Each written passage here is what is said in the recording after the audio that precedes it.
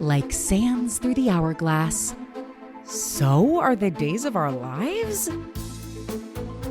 Hello and welcome to another episode of So Are the Days of Our Lives? I am your host, Olivia Willis, and today I have one of the gems of this world, Adelin Phelps. Addie, welcome to the podcast. Thank you. Addie, you are one of my dearest friends, and I just have, ever since I really started watching Days of Our Lives, I'm like, Addie Phelps may need to watch one of these episodes and see what they've got going on over on Peacock, because I think she'll have thoughts. I think she'll have opinions. I think she'll laugh. Oh, yeah. Yeah. I just want to say, and then you lead the way, but I'm just honored to be on your podcast. Oh, ads. What a cool thing to make a podcast about. Oh, thanks. It's just something I have fun doing. I just think it's important. Oh, thanks. I love you. Okay, well, to dive into the intro, what, if any, relationship do you have to Days of Our Lives? None, I assume? Absolutely. I love that you assume that. And the answer is absolutely, you are correct. None. My Zero. only connection to Days of Our Lives is I've heard of it. Yes. And I knew it was a soap opera. Uh-huh. And my only real connection to it was that one of my very dearest friends, Olivia, watched it. This girl, Olivia, wouldn't stop talking about it. Yeah. And now she has a podcast about it. So she's really committed to it. That's hilarious. I love it. And when we talked about you being on the podcast, you were like, can I do it? Like, I've never watched an episode. And I'm like, yeah, that's the whole point. Yeah, I felt deeply unqualified, and now, though, I feel 100% qualified. Yeah, now you're ready. Now you're caught up. Would you say you have like go-to comfort television? Oh, yeah. I think I have kind of a couple of categories. One is when I'm having trouble like getting sleepy or need to wind down to get sleepy. Mm-hmm. These shows would be any kind of like Planet Earth 2, Blue Planet, like nature documentaries. Uh-huh. I love them. I find them fascinating, but especially David Attenborough, his voice lulls me and lulls my nervous system to a calmer place. Mm-hmm. And I am able to release from my day. Also, sometimes the Great British Baking Show. A classic. But the other category is when I'm feeling despair or lots of anxiety or fear, when I have fear in my body. The one show, I would say my biggest comfort show of all time, hands down, is Broad City. That's what I thought you were going to say. It is my church. It is the only thing I can attest to, like, it's church. Yeah. Never heard truer words. Iconic. I love it. Oh. And so would you say Days of Our Lives, you're saying it is one of your comfort shows? Definitely. Yeah. Because if I'm just like, I feel like it's such a dumb like symptom of modern life where it's just like, it's so hard to find something to put on the TV because like if you don't have cable or live TV or something, it's just, you have to like be selective about what you put on. Yeah. And so I'm always like trying to decipher what I'm in the mood for. Yeah. And if I just don't want to have to think about it, I'm like, Days of Our Lives. I know I'm 500 episodes behind, so I might as well throw it on for a couple hours and soak it in, get some stuff done, and I love that. Multitask around the house. Okay, this is quite a doozy of an episode, so should we just dive in? I think so. Okay, let's do it.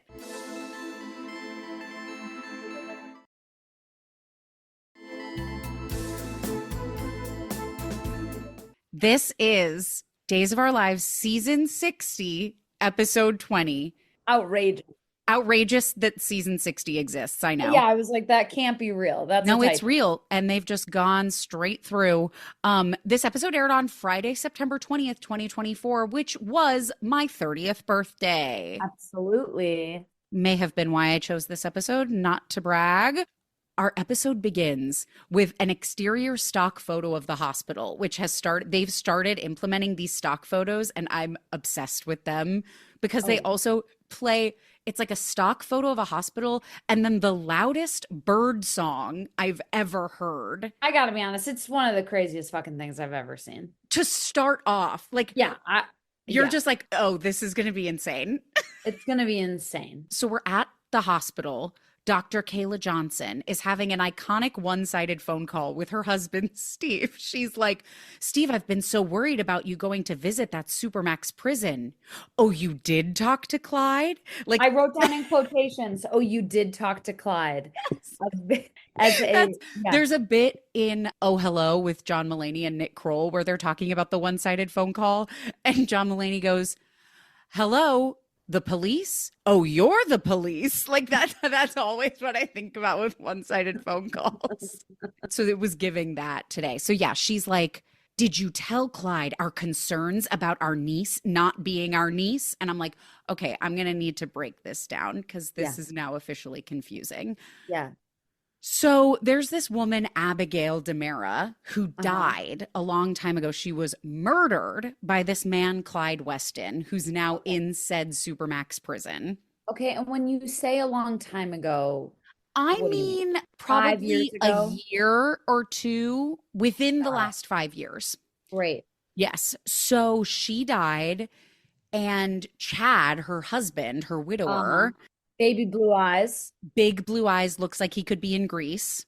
Yeah. Um, Yep. Clyde told Chad, Abigail actually isn't dead. Abigail's alive. So then Chad was like trying to find his presumed dead wife. Wait, Clyde told him that? That's correct. You should never trust the person who admitted to killing your wife when he says she's actually alive. Dude, insane. Yeah, I know. So Chad eventually tracks down this woman who claims to be Abigail, except she has no memories of her life as Abigail and has had full facial reconstructive plastic surgery.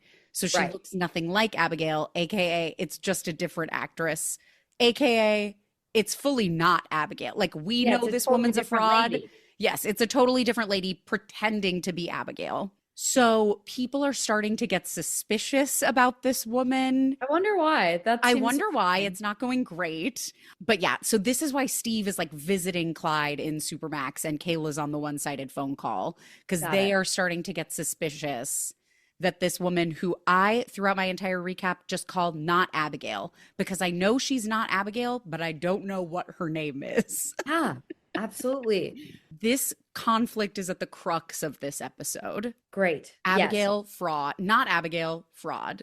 Real Abigail, dead. Yes. Now we're going to cut to not Abigail in the shiniest gold satin wrap dress I've ever seen in my entire life. Absolutely. She is at Chad's and she's studying a crumpled piece of paper, very fraudulent. You know, she's preparing for something. And Chad comes in. He's surprised to see her. And she says she had to come right over because she remembered something. I'm just like, this is very suspicious. Very suspicious. We cut back to the hospital where Kayla's affirming to Steve that she also has doubts about this really being Abigail, but they can't run another DNA test without her consent. So this was the whole thing. They did a DNA test to try to prove that this woman was Abigail, but this woman's brother works at the hospital. The doctor, and he switched the DNA test results. So he rigged it to make it look like it was a match, but actually, which is like that's some crazy science. Like, I know all doctors just figure out how to do that? Apparently, yeah. Apparently, it's just like you have to have a form that says a certain thing. Oh, so he just doctored up a form. He threw something up in Canva and made it look very official. Okay. Yeah. So Kayla gets off the phone at the hospital just as Detective Jada Hunter kind of sneaks up behind her. And like they always do this weird thing where people like eavesdrop on each other, but then are like, just kidding, I didn't hear anything. And I'm like, they're not even doing anything nefarious. Like, why is this tense? But Jada's just there visiting her boyfriend, Rafe, who's in the hospital from getting stabbed, obviously. Rafe is apparently going out of his mind with worry about his sister. So this is where we're going to cut to the other core part of this episode where Gabby, Rafe's sister, and Melinda Yeah, okay, Trask are Gabby being is held Rafe's hostage. sister. Yes, Okay. yes. This I wish I had like a big murder board just connecting people like by string of who's Yeah. related to. Yeah. Okay, so yeah, we cut away from the hospital. We cut to this very mousy Midwestern ass villain. She is an evil mastermind. Her name is Connie Uh-huh. Vininsky. Uh-huh. She is in a cellar with Gabby and Melinda Trask. They're being held hostage. They're tied to the chairs. Right. Connie has a very iconic intro line. I am hurt. I am very angry. Yep. I Yep. am with you, girl. I'm with you, sister. And I said, you know things are bad because Melinda has an all around the head bandage, and that's always a sign that something has gone very awry. Yeah, totally. So here's the background with what the hell is going on with Connie Vininsky. Okay. Connie was obsessed with this man named Lee Shin, who is now dead.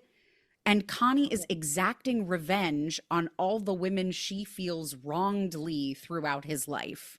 So, like, Okay. Gabby and Melinda both had been romantically entangled with Lee at some point and, like, fucked him over in different ways. Did Lee Shin reciprocate feelings for Connie? No, Okay. no. And now Connie just has this life-size cardboard cutout of Lee that Right. she like communicates with and believes she's taking orders from.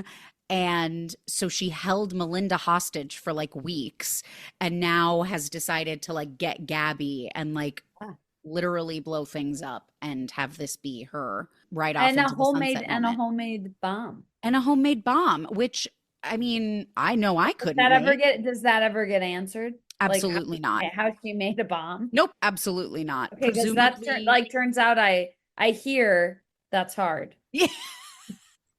So we're in the cellar. Melinda is pleading to Connie that Lee, aka the cardboard cutout, told Connie that he didn't want her to kill Melinda and Gabby. So why is she defying him? Like it's all this thing of like, Lee doesn't want you to do this. And it's like, Lee's dead. Lee's a cardboard cutout. Lee's not doing anything. Gabby reminds Connie that, you know, they've worked so well together because Connie was Gabby's assistant. So I love that as a bargaining chip. That's like, we have great work rapport. Please don't murder me. And what is the work? Yeah, like Um, where do they all work? Where this Gabby runs a clothing company called Gabby Chic. Gabby Chic and Yes. and Melinda Connie and Connie was Gabby's personal assistant and lied about her resume. and lied about her resume. The only reason she took the job as Gabby's assistant was to like get close to her and figure Oh, out a way to ruin her life. of course. Classic. Classic. They're bartering with Connie. Gabby says she'll give Connie whatever she wants. Connie's not having it. She goes, bye bye, ladies. Have a blast. Yep. Incredible wordplay. And she hits the bomb and leaves, and the bomb's beeping. And Melinda and Gabby start panicking, like they're pulling against their restraints and they're screaming. And this is such a difficult moment for me because they're playing it so straight. Like these actors are playing it so straight, but like the action of them, like, trying to get out of the chairs and like pulling against the restraints is so funny. It is. It is. And yeah, that was It's one of tough. my favorite moments of the episode. It was tough. I like felt for the actors in that moment. And my brain made a lot of questions about like actors doing this kind of work and Yep. like It is one of those things where like you can't half-ass it. Like you can't be like, this is kind of dumb. Like you have to, that's why I'm like, I respect them for like playing it so straight, but also it's silly. yeah. It's so silly. My one of my other favorite things is that the timer on the bomb counts down from 2.5 minutes, which I I don't know why that stuck out to me as a weird time. Yeah. I also just felt like it was way longer than 2.5 minutes. Like with the I cutaways, I'm like, I get it. It's a show. I yes. get it. This is all but like it made me feel like when we jump to other worlds, Yes. like or other scenes, it's like Yes. the bomb is still the timer is still going down. Right, exactly. Like this is all happening like what even though we're looking at like 5 geographical locations, still the same 2.5 minutes. And I was like, this is not 2.5 minutes. It should have said 5 minutes. I don't know why that's so hard. It should have said 5 minutes. Yes, I think that's more believable. Way more believable. Because it's not like they would have gotten out of the restraints in No, 5 minutes. They were no, fucked. no. And 5 minutes actually, like, I would say, like, offers a little bit more suspense. Is like, are they gonna get out? You Totally. know? Yeah. 2.5 minutes is ridiculous. Yeah, I agree. Especially at the pacing of this show where everyone moves basically in slow motion. Nothing can happen in 2.5 minutes. That's how I feel exactly the People same way. pick up a cup of water in 2.5 minutes on this Yeah, show. and I mean, truly. Okay, now we're going to go to Ava Vitale's apartment. I'm dying to talk to you about this character. I'm Yes. dying and dying to talk to you about the like underlines so many. I have so many thoughts about this actress and this Yes. character. They came in hot with her, where, like, the first scene of this episode, she's reacting to the fact that her coworker, Stefan, like, propositioned her for sex. Yeah. So she's like disgusted and she's yeah, I said in an incredible moment of exposition, she does like a one-woman show reenacting the interaction they had in the last episode. And she goes like, "Oh, Ava, help me even the score with my wife by having sex with me." And I'm like, this is the only way I want information, like exposition given Oh, to yeah. me.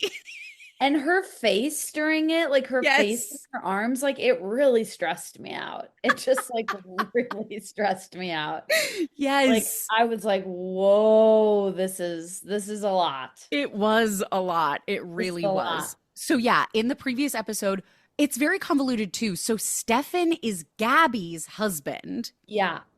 So and he cheated on Gabby with Ava. with Ava, and I think it was like a one-time thing, like it never happened again, but obviously like it has basically ruined Gabby and Stefan's marriage. And to get even with Stefan, Gabby had sex with Stefan's brother EJ. Okay. And they're brothers. And they're brothers, yes, But even though one is of them from is British. one is from England. Yes, yes. Okay. So maybe They're half siblings. They're half siblings. Yes, Okay. I yes. figured there was something, There to that. going on. Yeah, yeah, yeah. So Stefan found out that Gabby and EJ had sex, and so now That's he's like, we're gonna crazy. do another let's get even though it's technically even if we're counting that like Yeah. children. And he was like, maybe we should sleep together again. And Right. Ava left in disgust. And now Stefan's like furiously texting her and calling her, trying to apologize. And she's not having it. No way. Speaking of EJ, he comes home. So the cellar that Gabby and Melinda are in with the bomb is in the Yeah. basement of EJ's house. Oh, he Yes. kind of walked into that house like it wasn't his house. Well, it's this weird like mansion where any kind of extended members of the Demera family live at any given time. So Got it's it. like it is giving like mausoleum hotel. Yeah. I was like, Nobody's very at home there. got it. Yeah, EJ comes home and he's like calling for Gabby, trying to figure out if she's there, but not really looking that hard. And we get an extreme close up of the door that's like ajar leading to the cellar, Right? so that they're like, don't forget, he's right there and could save them. Right, right. But instead of noticing the door that's like it's like a wall door, instead of noticing that that's open, it takes until he sees a bloody fire poker on the floor for him to Wow. be like, uh-oh, something's amiss. Crazy. And he finally starts to investigate. And that's what I mean about like nothing happens in 2.5 minutes. Like it takes him so long to get from the bloody fire poker to the door and to I start know. going I'm down like, into the cellar. yeah. The 2.5 minutes thing is just a wild. Yeah, yeah. And meanwhile, the timer's still ticking down. At this point, 30 seconds have allegedly passed. It's down to 2 minutes. And Gabby and Melinda just start screaming, "We're gonna die! We're gonna die!" Cut to black, opening credits, like sands through the hourglass. So are the days of our lives. Yeah. Also, that's a wild intro. I know it's basically they've changed the animation, but it is basically the same as it was in 1965 when this show started. Oh my God. Like the voiceover. It's a different voice, but it's the same text. Wow. Yeah, yeah, and it's the same like image. Like it used to be like a practical, like an actual hourglass kind of just in front of a little Okay. curtain, but now it's like kind of a CGI animated thing. And like the same music and yeah, Wild. sweeping orchestrals. Oh yeah. And this is one of those classic moments where it's like, okay, so your theme, whatever your opening theme is, like sands through the hourglass, so are the days of our lives. And per the title of my podcast, I'm like, so are the days of our lives? Like, this is not how the days of my life go. This might be how the days of your life go, but not mine. I can't relate. I can't relate. Also, Stefan, is it? Yes. His hair is crazy. Yes, it is styled to the Very styled. gods. Yeah. Yes. Yeah, I was trying to figure out like what time we were in. Like, Right. Current is it, day, it's present supposed to be day. current. Oh, present day. Okay. Well, It yeah, felt, present to the yeah. time, 2024. Okay. Yeah. Yeah. But it's like the sets feel kind of dated and Yeah. the writing feels pretty dated. And except every once in a while, they'll be like, girl, are you caught up on Drag Race? And it's like, whoa, Whoa, whoa, whoa, whoa. Yeah, yeah, yeah. Wild. I'm not ready. Like, even when they text each other, like when Stefan's calling Ava, it's like the graphics look really old. Yes. Okay. Oh, we're going to go back to Ava really quick where Stefan's calling her and she ignores the call because she Right. doesn't want to have anything to do with them. And there's a knock on the door and Ava answers and it's Connie with a smug look. And I'm like, oh God, this isn't going to go well.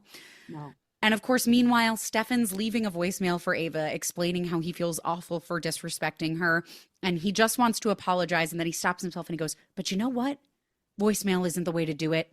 I'll see you soon. And he hangs up and he leaves. I'm just like, Yeah, dude. incredible perfection. Make the show happen. Get two people in the room together. I'm obsessed with how they finagle getting two people in one room on this show. It is very funny to me. Yeah. Crazy. So Connie saunters into Ava's apartment and it's like, it's it's not even like a studio apartment. It's like a bedroom because it's Mm-hmm. a room on top of the pub in town. That's the thing. Yeah. It also feels old-timey because I'm like, oh yeah, Ava lives in the room above the Brady pub. Makes no sense. Respectfully. Respectfully, it don't make no No, sense. because the room also doesn't look like a room that would be above a pub. Like Yes. the room that she came into, Yes. right? It just kind of looks like a weird like bed and breakfast room or like a weird hotel room. Yes. So this is my other favorite thing about the sets on Days of Our Lives. They clearly reuse sets for different like Yeah. for different scenes. So it's like that room also serves as someone else's house and someone else's office. Right. So it's like all the stuff just comes off the walls when they need it to change over. Wow. Wow. I mean, yeah. And those are the moments where I'm like, this is giving community theater in its best form, Oh yeah. like Absolutely. juicy community theater. Absolutely. Yeah, so Connie comes in. She's, Connie's going off about how she needs to tie up a few loose ends before she leaves town, and Ava's next on her list. And I'm also obsessed with this woman. Like, she's so different than all the other actors that they have on the show. Like, Yeah. everyone is like, I don't know. It's like everyone is like TV hot and love and respect to this beautiful woman, but she's like Midwestern mom and her voice is so mousy. And so it's very funny when she's just like, you're next on my list. Yeah, I know. I actually, I mean, the woman who played the actress who plays Connie, Yes, I think yes. she's so pretty. Me And too. and I was really annoyed that it's like, oh, this is gonna be the villain. I know. And the I, joke is that she's like in love with this man who was I this like hot know. man. I know. I It's so know. bad. I just was like, yeah, I wish Connie could, I wish that actress could be one of the so-called hot characters. I Yes. just And feel I like, want her back. I want her back for a redemption arc one of these yeah, dude, days. absolutely. That would be Like, yeah, nice. I'm like, oh, this is just so, I don't know, just like, It's expected or I don't want to say tired, but it's like we've done it. We've seen it before. No, yeah, and it just perpetuates still like bullshit isms. It just Exactly. does. It just Yeah, does. yeah, And yeah. Totally. it's like, no, make the actress playing what's her nuts? Make the actress playing especially since she doesn't look anything like the old Abigail. Oh yeah. I'm Yeah, like, make have that actress play Connie, yeah, you know? totally, totally, totally. I don't know. I It's a just good point. But Connie's just gonna double down and accuse Ava. This is also the thing that's crazy. She's like, Ava, you told people I lied on my resume. So now I'm gonna kill you. It's like, oh yeah, no. totally. Oh no. So yeah, Connie accuses Ava of trash talking her all over town, Okay. which Oh is my God. one of the worst things you could do to someone. It is. I also just this thing about the resume. I was like, where do these people work? I know. Like, what is this like? What is Yes, this like? You you fraud at this you job. lied I'm on like, your what is this resume. job? Like, Yeah. what is this resume? What did she say that Yes, what did she say were her skills that are not her totally. Yeah, skills? what did she lie about to get an assistant job? It's not like she lied to become like, I don't Right. know, a CFO. Like she lied to Exactly. become a personal assistant. Right. And I thought the stakes would be higher. totally, And then you just told me what the totally. was. Even like we Even get though up lying on a resume is a big deal and you shouldn't do it. sure. Yeah, whatever. Who Yeah, whatever. cares? Yeah, who cares though, right? Except whatever, Yeah, be who honest and cares? have integrity, blah Right, I blah take it blah. back. Delete that. I think we should all lie on our resumes. But I love that even it's like Connie's like, you've been trash talking me all over town.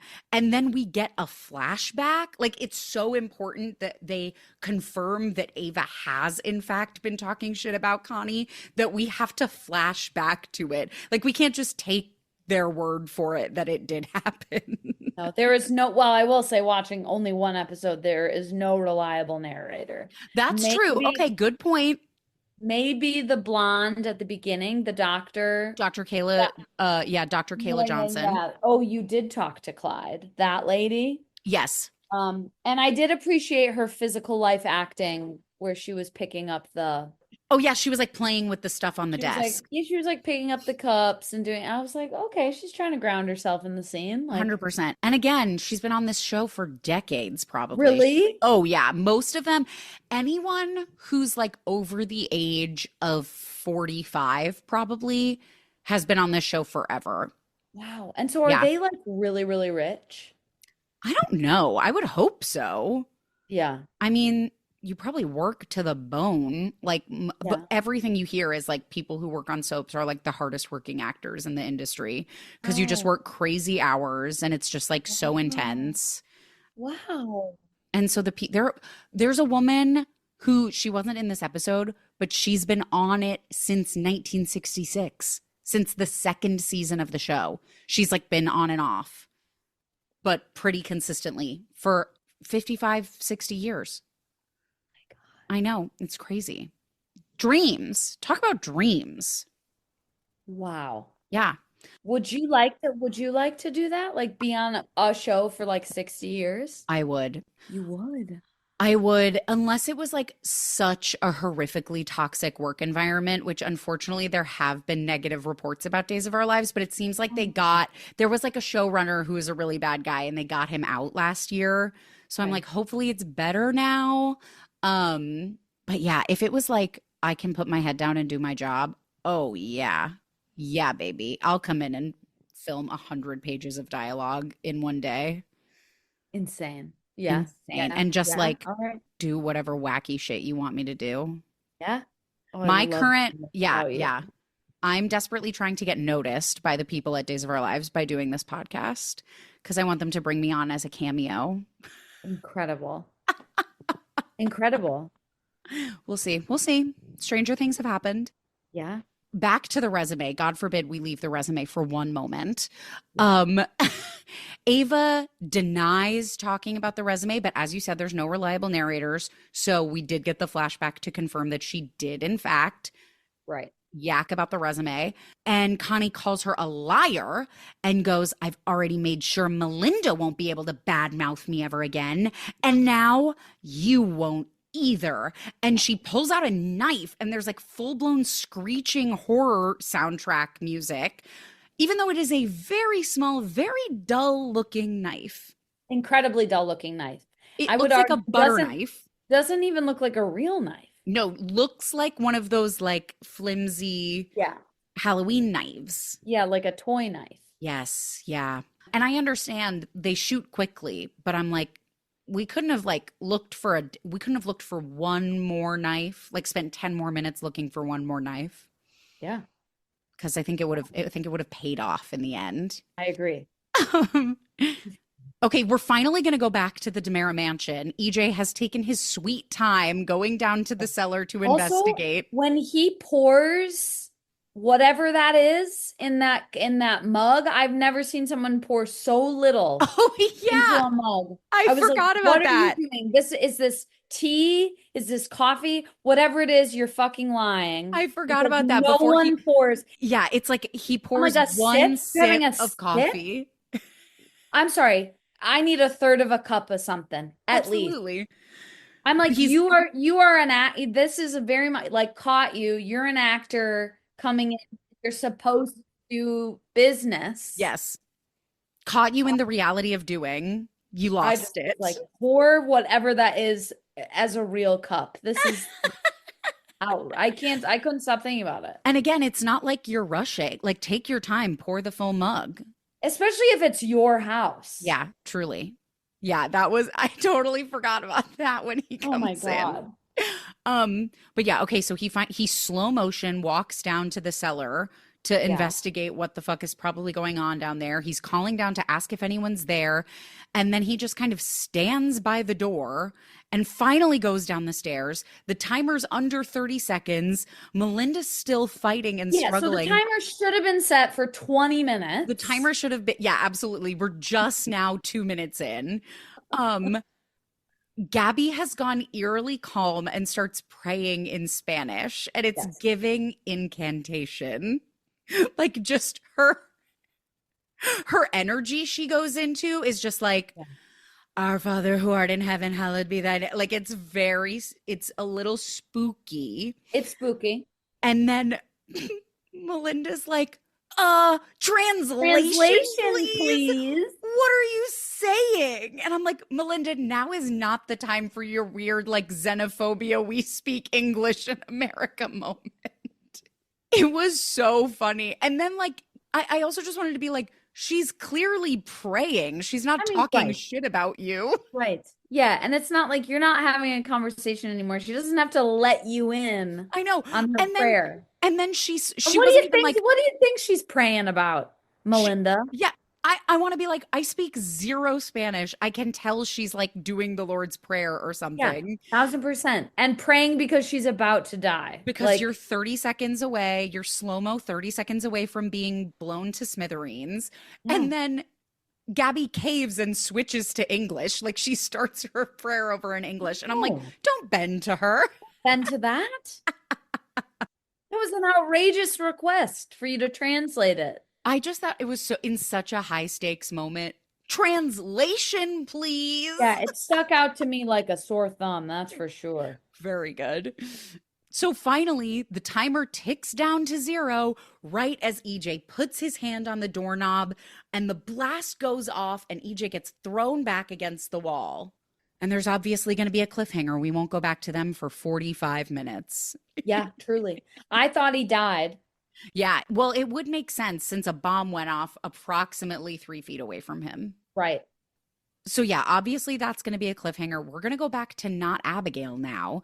She's sitting alone in that, like, Chad has left her for a moment, and she's like practicing some kind of speech about how moved she was when Chad shared his wedding vows. And she's like clearly very conflicted about how she's supposed to keep doing this to him. Like, oh yeah, we get a quick flashback of Not-Abigail and her brother Mark talking about how she needs to start remembering things as Abigail quick. So it's like clearly the pressure's on with whatever scheme they're doing. So now Chad returns and Not-Abigail launches into her speech. She was just practicing just to really drive home the fact that she's a fraud. We see that Okay. she's, this is a rehearsed speech. She's going on about how moved she was when he recited his wedding vows to her the other day. And then she went through their photo album and all of a sudden it came to her. She could hear the music, smell the flowers, taste the cake. And I'm like, oh, the most generic details of a wedding you could possibly claim to remember. Yeah, absolutely. And I wrote down during this scene, she's a phony. She is a phony. I'm glad you picked up on it. But I didn't know, Congratulations, gold I didn't know star. why, but Yes. I just was like, oh, Oh, yeah, I she's get not it. who she says. That's exactly right. So yeah, now she's claiming that, she had this recovered memory of music, flowers, and cake. And suddenly her vows just came pouring out. She Oh, yeah. remembered them. And Chad pulls her into a hug because this is the answer to his prayers. And she does one of my other favorite things on the show where there's like two sides of a hug and one person's really into it and the other person is like showing conflicted emotion from the back of the hug. Yeah, totally, totally. And she also has, I will say, like, I don't know if it's right to talk about the acting. We can I talk don't about it. know. I felt like actually the actor playing Chad, I actually Yes, felt like he had very nice moments. I Like think I he's good. I think he's very good and like I love the baby blues and Yeah. I found him very believable. And but sometimes some of the acting like in that hug you're talking about, Yeah. there's a lot. She's doing a lot with her face, you know? She's doing a lot with her face is actually the perfect way to put it. Because Yeah, also, yeah. I, my thing is if I was ever on Days of Our Lives, I would have to fill my face with so much like filler, not because I'm concerned about how I look, but because I show too much emotion in my face. Yeah. Like, I think to be successful on the show, you have to have a certain level of like stoic Oh, yeah. drama face. Yeah. And she is really like the brows are furrowed, the teeth are gritted, she's like very fidgety and kind of twitchy. And I'm like, Yeah, we yeah, get it. You feel unsettled. yeah. Yeah. So where can I ask where did this lady come from? Why is she doing this? Why is she pretending to be that for a bunch of money or like what's happening? Because she said she feels guilty to her brother on the phone, and I just like I don't buy it. Clyde Weston is claiming to have Not-Abigail and Dr. Mark's mother held hostage. Oh God. So Okay. he's like, if Clyde's whole plan is that he wants Not-Abigail to get married to Chad Okay. and then steal all of Chad's money and give it to Clyde Okay. because Chad is very wealthy. And then if they don't do it, Clyde says he's going to kill their mom. Oh God. Okay. So Yeah. it's a Well, life and death situation. now I feel for Abigail. I mean, I like I'm know. gonna think about like or the fake Abigail. That's exactly right. I'm just like, damn, if someone had my mom hostage, I know. I would do anything. I know. I know. I would do anything. And these are the great moments of Days of Our Lives where they put people in these life and death situations and how will they act? It really makes you ask yourself It really makes stuff. you think. What would I do? It's like Yeah. that show, Yeah. What Would You Do? Yeah. But I thought that I really do. I feel like I feel like some strong actors I do on this. too. I do too. Well, I also think I think it's an unfortunate stereotype that people are bad at acting on soap operas. And I'm like, no, people are great at acting on soap operas, but they do such a very specific like version of acting. Right. And because of the pace at which they film, they're usually doing one take. So sometimes I like laugh because I'm like, oh, they like clearly fucked up a line or like something I was just noticed that. clearly I was like, wrong. Yes. am I just maybe I'm just No, they go so mistaken or fast that they're really just like, tired. we got it. And it's like, you could have done one more pass at that. Wow, that's fascinating. I know nothing about this soap opera culture. Yeah. Well, and like a lot of them are like learning dozens of pages of dialogue that morning and then filming that day. What? There, it's like it's crazy. Okay, I think I learned that maybe from the movie Tootsie. That's exactly right. Do you remember, right? Like where they're Yes. getting new pages and because Yes. like that was a soap opera. Yes. Yes. Western, what was it? Something General? General I don't. Hot I don't something. remember. Anyway. But that's also a movie. I So learned that I from just Tootsie. I learned these facts about soap operas from this other movie. But I also Um, think like we need to bring soap opera culture like back into our Interesting. society. I just feel like it was a very big thing in like the 70s and 80s. Everybody was talking about soap operas. It was like the big hot thing. And obviously it's not that way anymore. And I'm on a Also, one woman crusade to bring it back. okay, I love this. Yeah, I mean, you are spearheading this mission. this is me.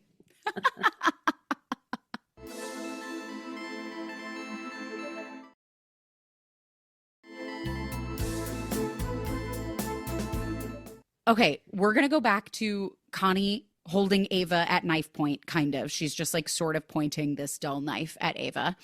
And they're going back and forth where Connie's like, "You seem surprised to see me." And Ava goes, "Yeah, how do you know where I live?" And I'm like, why is the question you're asking not, "Why are you pointing a knife at me?" Like, I don't Absolutely. think "How do you know where I live" is like the number one question we need to be answering I agree with you.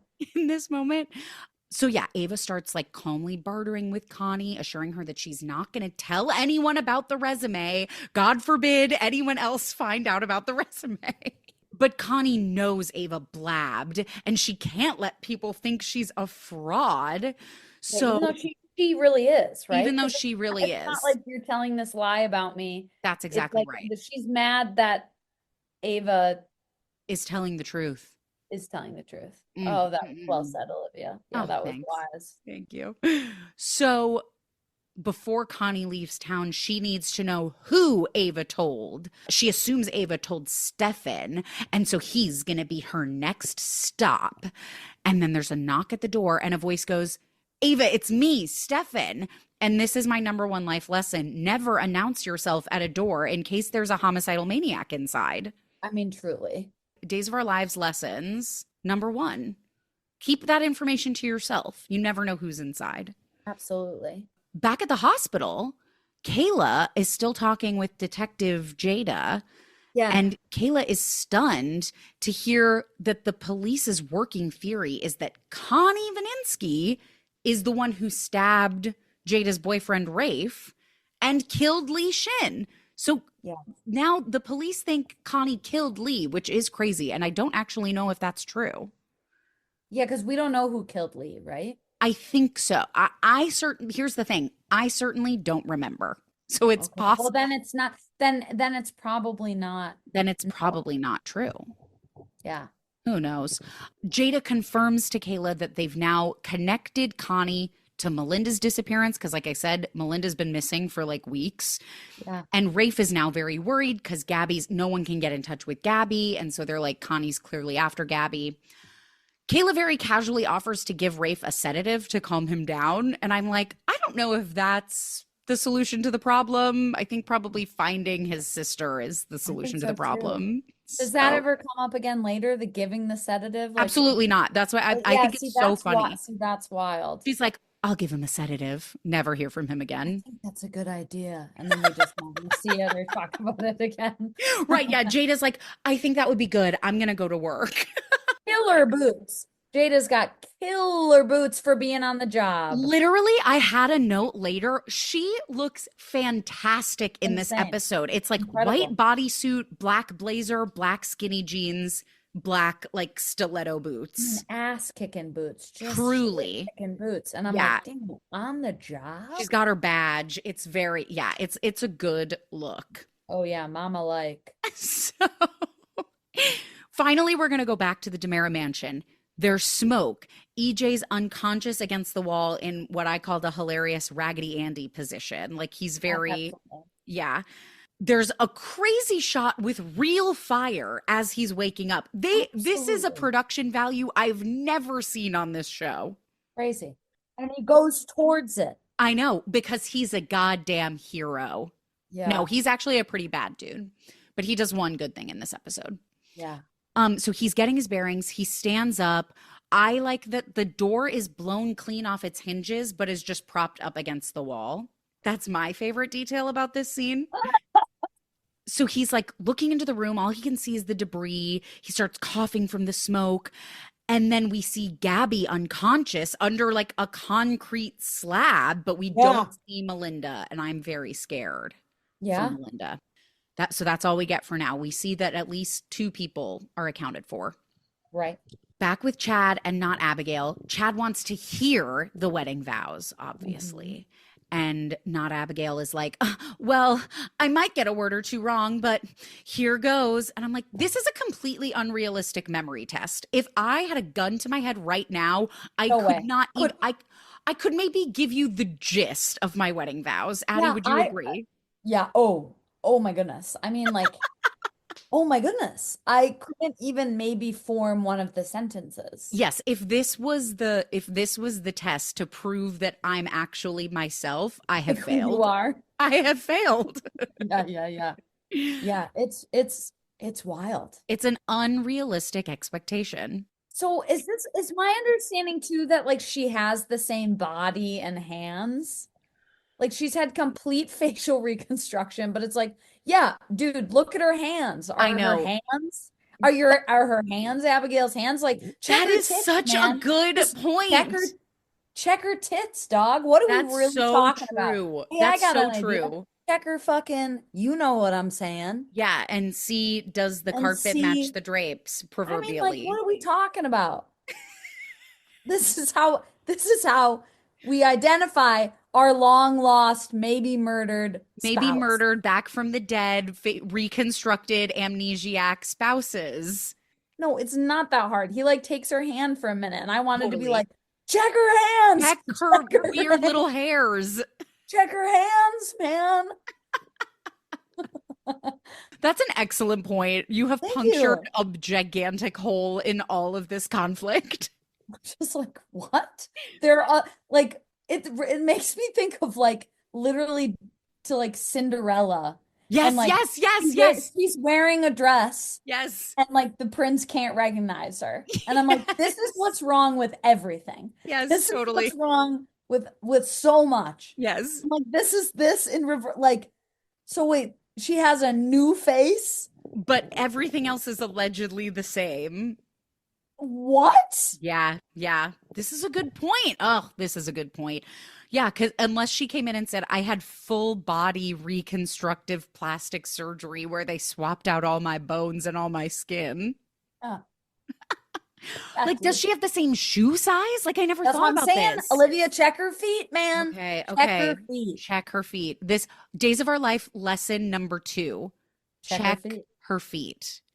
I'm going to start a list. Yeah. Okay. So yeah, whatever. Not-Abigail launches into the wedding vows, which these are hilarious wedding vows to me. They say that when you fall in love with someone, you're drawn to them because they have something you need. And that's why we're here today, because I need you, Chad. I'm like, terrible. Terrible. Yeah, these are terrible vows. So she keeps going, blah, blah, blah. This is their second chance at love. And she's so glad they found each other. And while she's reciting them, she is, again, doing a lot with her face, not covering how uncomfortable she is. Like, she looks like she's going to barf. And for the time being, Chad is like giving nothing in the face, very stoic. And they always do this at the end of a scene where it's like they don't want to give away how someone's going to react. So they just have them give nothing. Got it. Back at the hospital, Dr. Mark comes. This is where we're meeting Dr. Mark for the first time in this episode, I think. He comes out to the waiting area to leave Not-Abigail a voicemail telling her he got into the prison to see Clyde Weston. And he darts a look over his shoulder at the dutiful background actors. And this is the moment where I want to shout out the background actors. I don't think I've done that yet on this podcast. The crop of background actors on Days of Our Lives are some of, I think, the shining stars of media and entertainment. They are just at the hospital, working at the little nurse's station, minding their own business at the pub when people are like at dinner scenes. And my favorite thing about the background actors is that there's like 2 or 3 people that they clearly have there every day. And they just they put this woman in like different wigs in different scenes. And I recognize her in the background. And I'm like, why did they put her in a wig and make her work at the pub when she's obviously the nurse? This woman is being worked to the bone.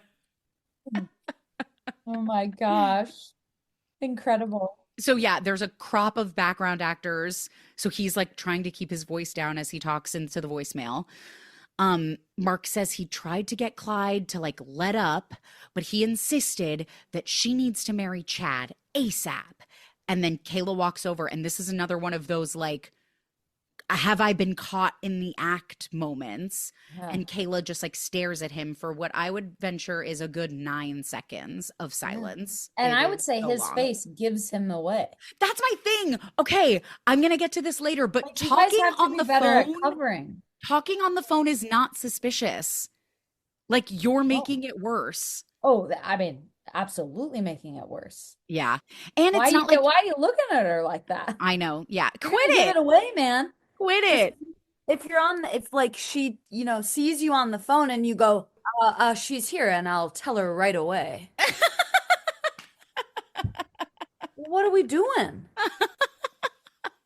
Okay, back at Ava's, Connie and Ava are frozen while Stefan's calling through the door that he knows she's in there. Like he wants to keep apologizing, and Ava just shouts for him to go away.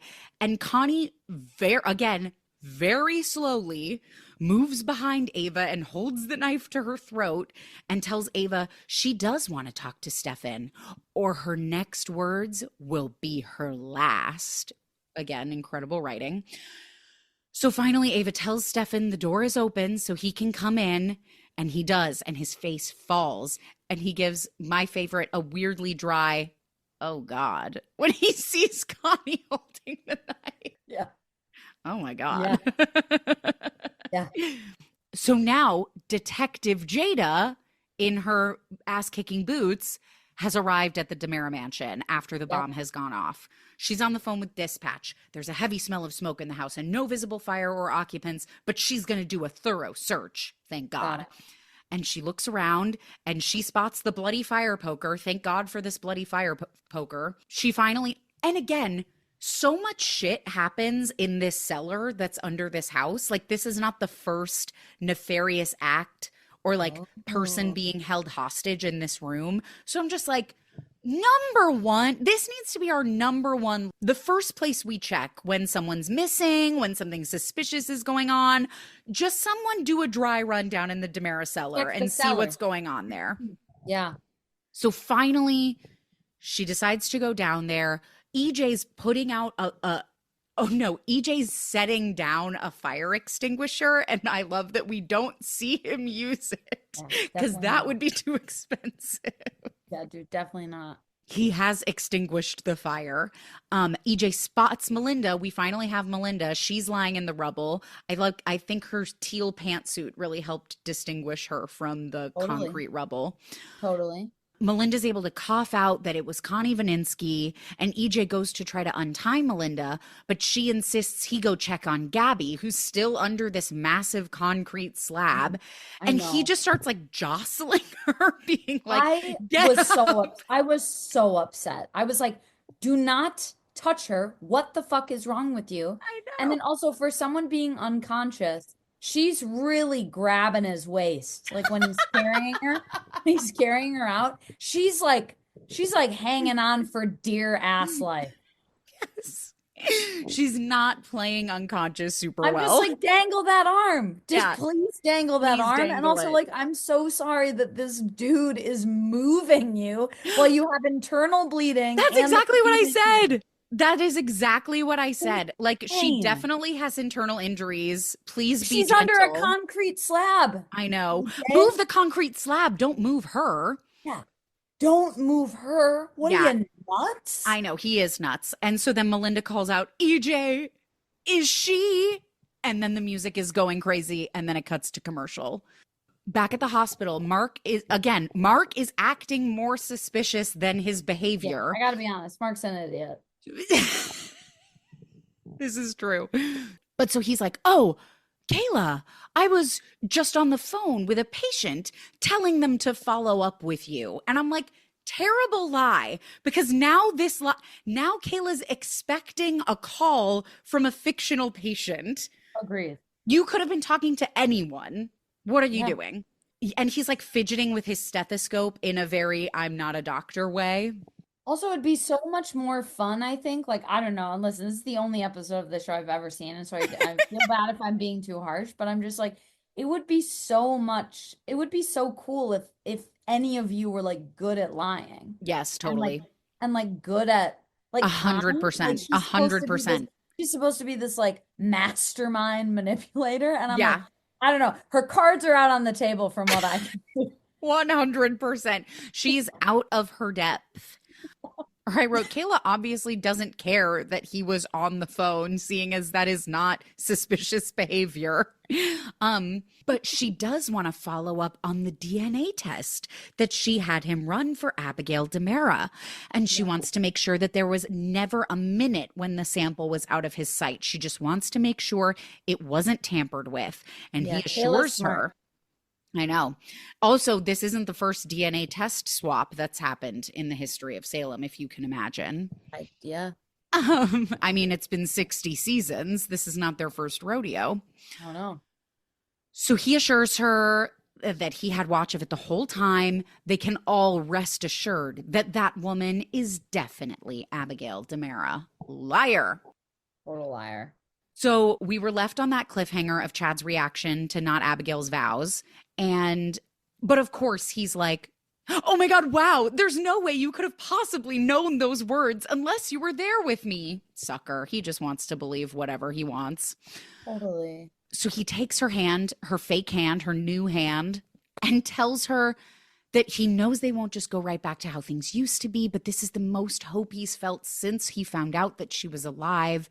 And she agrees, but in the most unbelievable way. Again, she's just like, yeah, I agree. And I'm like, okay.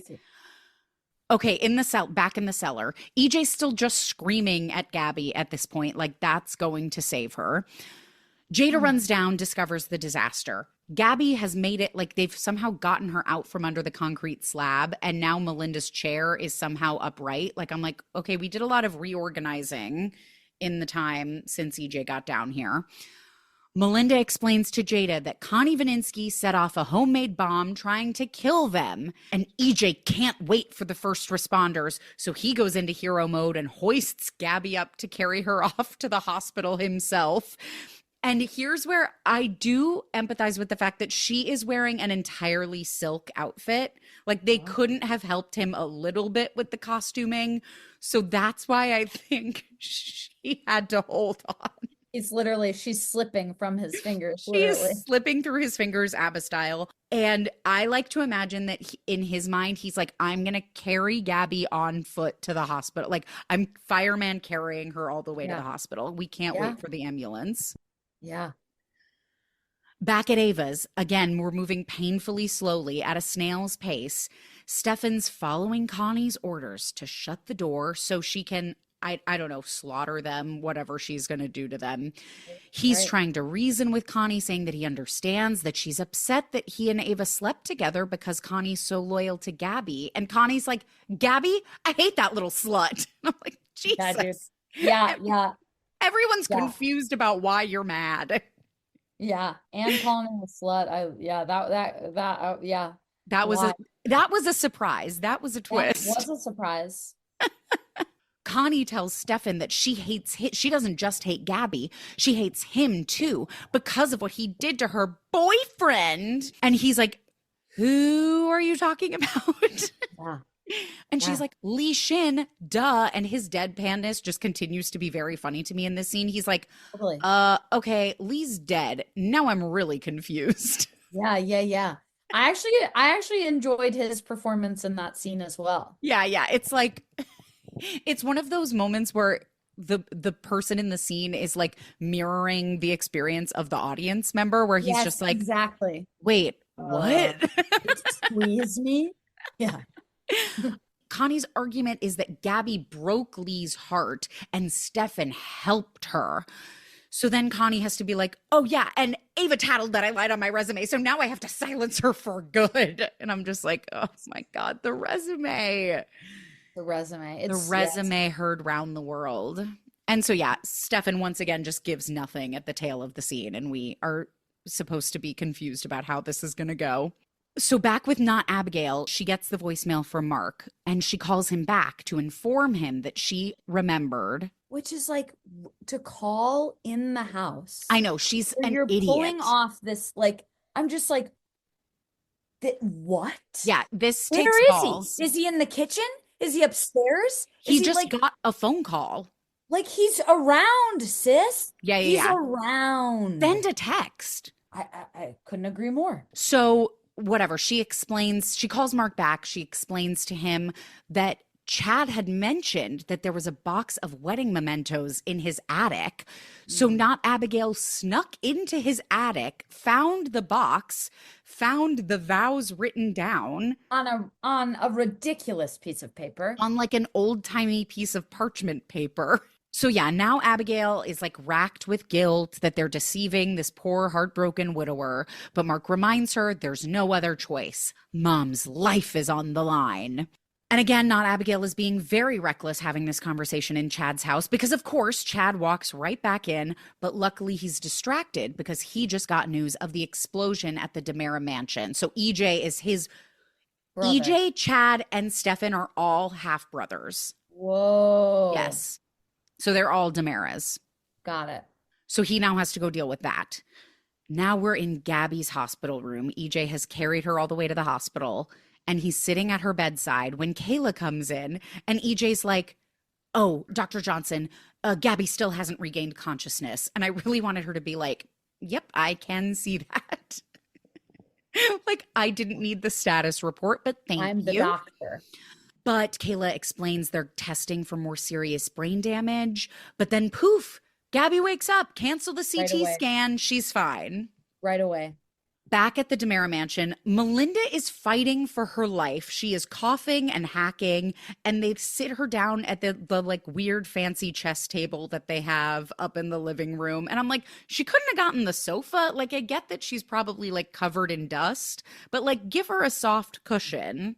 Give her a pass, man. Give her a hall pass. Like, let her sit wherever she wants. And Jada like gets her a glass of water, and I'm like, where are the EMTs? Like, EJ maybe was right that they couldn't afford to wait for the EMTs. I was gonna say that whole scene. I just was like, why the fuck? Like, where's the ambulance? We're still on the scene.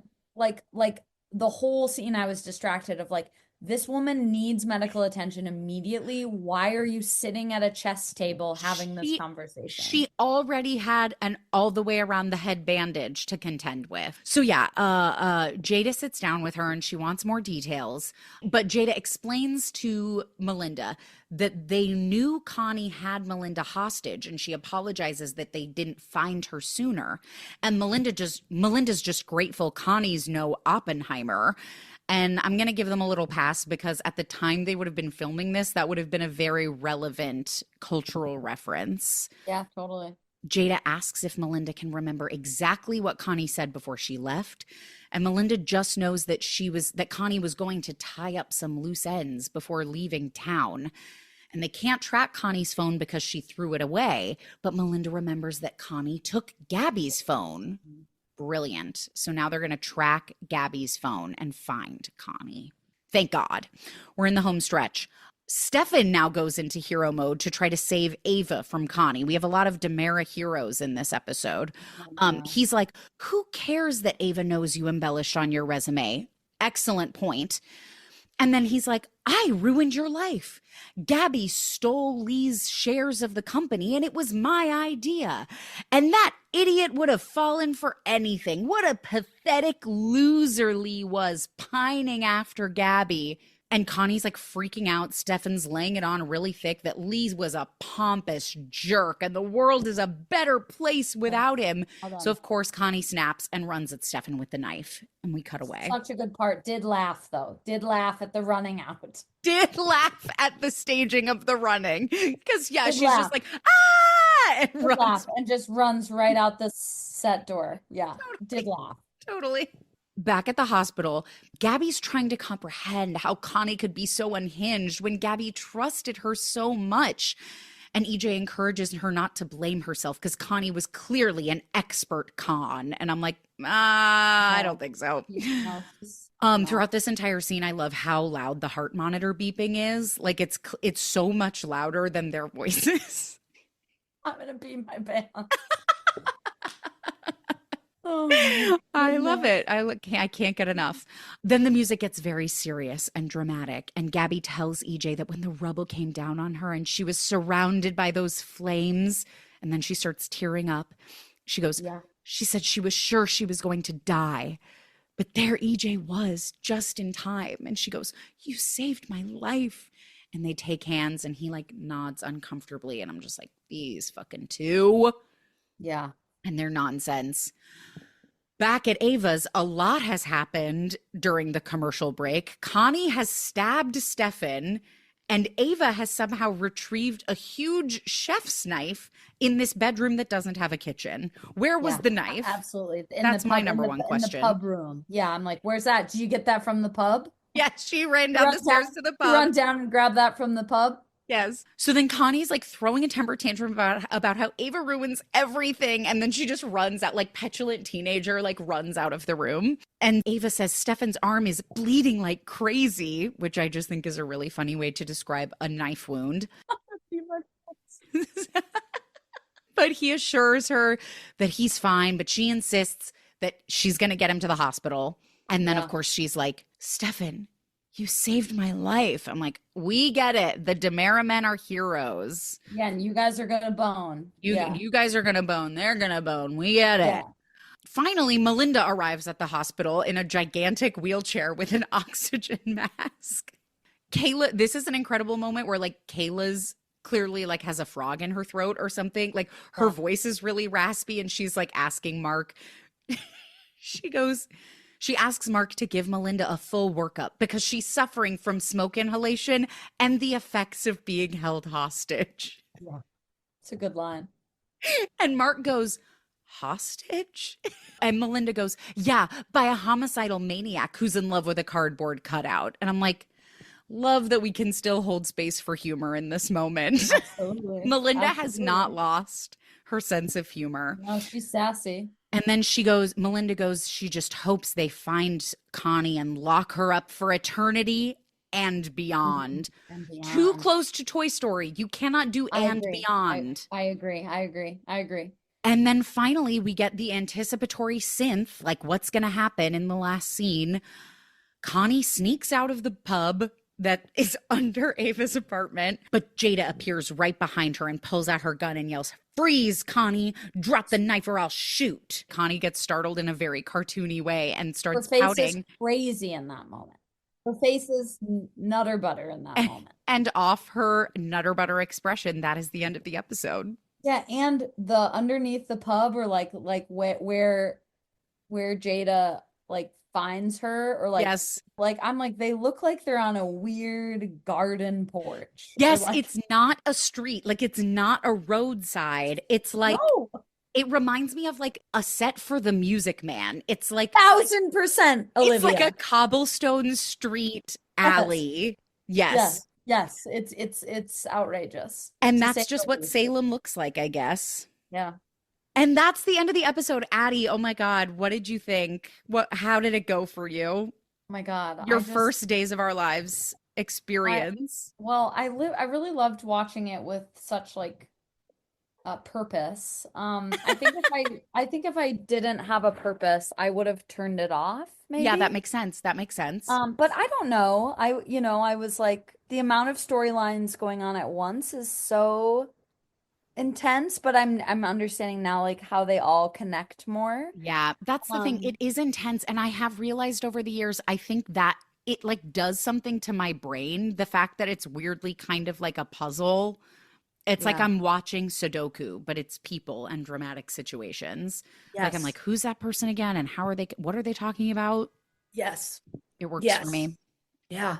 One of my favorite things to do is try to pick an episode title since they don't actually title their episodes. And I think the one I'm going to go with for this episode might be smoke inhalation and the effects of being held hostage.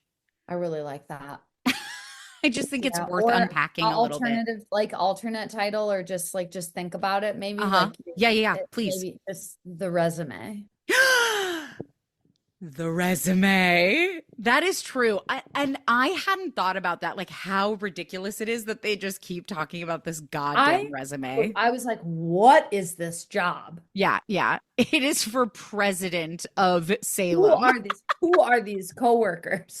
What is? What is this office environment? Oh Yeah. my God, Addie, thank you so much for doing this. Thank you so much for having me. I I hope you adore have you. me back again I sometime would if that love feels to. right for you. I keep saying this is just my sneaky way of convincing all my friends to start watching Days of Our Lives. Incredible. And I really do have a lot of respect for the actors, Me and they're too. doing hard, outrageous things on camera. I know they really are, and I am Yeah. eating it up Yeah. every Yeah. second of it. Folks, listeners, I kind of forgot that we were like recording a podcast. My friend and I were just talking, but thanks for listening, everybody. If you like what we're doing on the podcast, subscribe to us wherever you listen to podcasts and like give us a little rating and a review. And I have an Instagram at So Are the Days podcast where I will post like screen grabs from this episode that are really funny. So like funny visual moments that we talk about, I will throw up on the Instagram. It's a good time over there. Addie, God love you. Thank you so much for being here. I love you so much. And we'll say bye bye. Bye bye. Have a blast.